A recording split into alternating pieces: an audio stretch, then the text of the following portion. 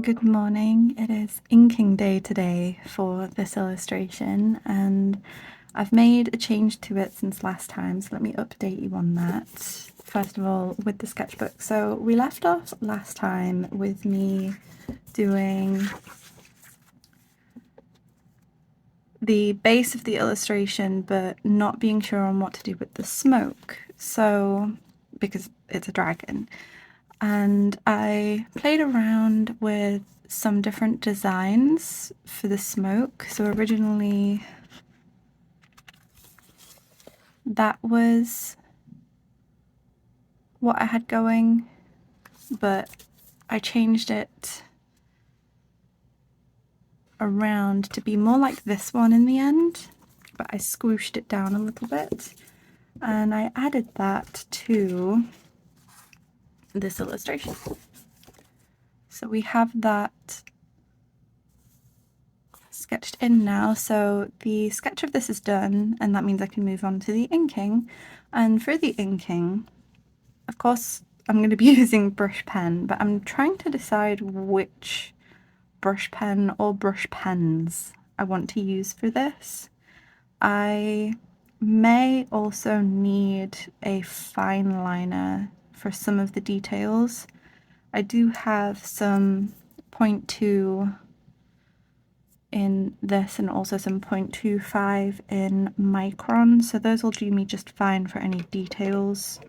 For the brush, I am trying to decide whether I want to go for the Pentel Pocket brush pen or the Kuretake emoji, or maybe a mixture of the two. We shall see. But for now, this is the update on this sketch, and we can start on the inking.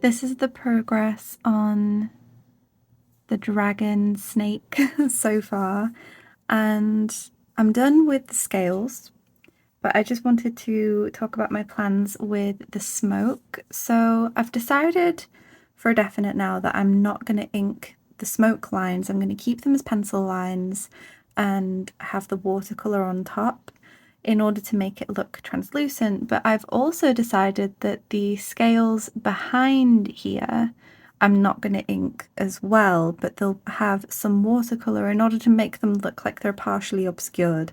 That's the idea anyway, but we'll see what that ends up looking like once I've done the watercolour.